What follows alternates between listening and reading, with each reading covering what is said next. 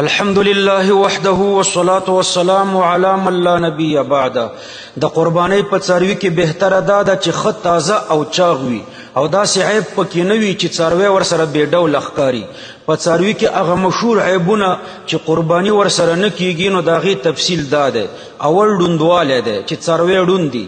نبي کریم صلی الله علیه وسلم په هغو څاروو کې چې قرباني ورباندې نه کیږي نو یو یې پکې العوراء البین عورها ذکر کړی دی. فقهاو د دې تفصیل په العمیاء والعوراء سره کړی دی، یعنی چې د څاروي یوه سترګه ړندی یا یې دواړه سترګې ړندې وي یا پوره ړوند نه وي لیکن د یوې سترګې د درېیمې برخې نه زیات نظر ختم شوی وي یا یې د دواړو سترګو د درېیمې برخې نه زیات نظر ختم شوی وي نو بیا ورباندې قرباني نه ده جایزه. او که درېیمه برخه یا د درېیمې برخې نه کم نظر ختم شوی وي نو دا بیا معمولی عیب دی او په دې بیا قرباني جایزه ده. دوهم عیب ګوډوالی دی. نبی کریم صلی الله علیه وسلم فرمایلی دي چې العرجاء البین ضلعها یا عرجها، یعنی هغه ګوډ څاروی چې ګوډوالی ښکاره وي، یعنی په داسې ګوډ څاروي هم قرباني نه کیږي چې مذبح یعنی د قربانۍ ځای ته پخپله نشي تللی نو په دې قرباني بیا نه ده جایزه. او که د قربانۍ ځای ته د حلالولو ځای ته پخپله تلی شو معمولی ګوډو نو بیا ورباندې قرباني جایزه ده. دریم عیب خوروالی لاغروالی یعنی ډنګروالی دی. نبی کریم صلی الله علیه وسلم فرمایلی دي چې العجفاء التي لا تنقي، یعنی په داسې خوار او لاغر څاروي هم قرباني نه کیږي چې د هډوکو مغزی نه وي، یعنی ډیر خوار لاغر او ډنګري. څلورم عیب الجرباء، یعنی چې د خارخ مرض په وجه څاروی کمزوری شوی، چې د خارخ د مرض په وجه څاروی کمزوری شوی نو بیا ورباندې قرباني نه ده جایزه. د دې عیب ذکر نبی کریم صلی الله علیه وسلم داسې فرمایلی دی چې والمریضة البین مرضها، یعنی په هغه مریض څاروي قرباني نه کیږي چې مرض یې ښکاری. نو څاروی چې د خارخ په وجه کمزوری شوی نو خارخ او بیماری ښکاره ده، یعنی په غوښه کې ده او غوښه مقصود ده، له دې وجې نه قرباني ورباندې نه کیږي. او چې د خارخ په وجه کمزوری شوی نه معمولی خارخي نو بیا ورباندې قرباني جایزه ده، ځکه چې بیا یې مرض ښکاره نه دی بلکې په څرمنه کې دی، څرمنه خو غیر مقصوده ده. پنځم عیب چې د کوم څاروي ټول غوږونه ټول غوږ کټ شوی دواړه یا یو یا یې د درېیمې برخې نه زیات غوږ کټ شوی نو په دې قرباني نه ده جایزه.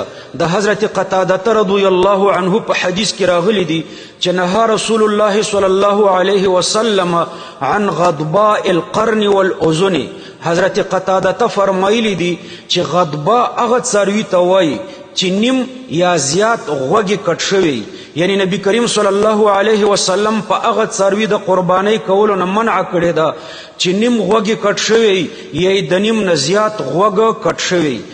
نو که د درېیمې برخې نه درېیمه برخه غوږ کټو یا د درېیمې نه لږ کټو نو بیا ورباندې قرباني جایزه ده. خو که د درېیمې برخې نه زیات کټو یا ټول کټو نو بیا ورباندې قرباني نه ده جایزه.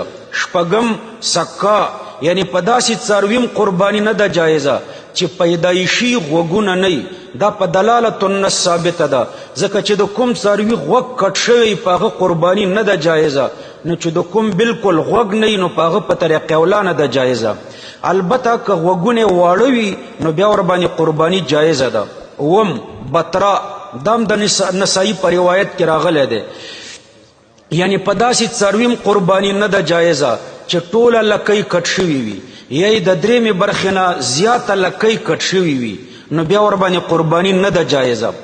او که لکۍ لږه کټ شوي وي درېیمه برخه کټي یا د دې نه کمه کټي نو بیا ورباندې قرباني جایزه ده. اتم عیب حتما، یعنی په داسې څاروي قرباني نه ده جایزه چې غاښونه نه، او که غاښونه و خو یو څو غاښ یې مات شوي و نو که دومره غاښونه پاتې و چې خوراک یې ورباندې کولی شو، ګیا واښه یې ورباندې خوړی شو، دومره غاښونه پاتې و نو بیا ورباندې قرباني جایزه ده. او که غاښونه دومره نو پاتې چې ګیا واښه ورباندې وخوري نو بیا ورباندې قرباني نه ده جایزه، مثلا یو دوه غاښ یې پاتې. پاتې شو جمع یعنی هغه څاروی چې ښکرې نه یا یې ښکر وي خو مات شوی نو په داسې څاروي بیا قرباني جایزه ده مګر که ښکرې د بیخ نه مات شوی وي او د ماتېدلو اثر یې تر دننه پورې رسېدلی نو بیا ورباندې قرباني نه ده جایزه همدارنګه په خسي څاروي باندې هم قرباني جایزه ده پیغمبر علیه السلام به دوه ګډان حلالول یو د ځان دپاره او بل د امت دپاره او دواړه به خسیان وو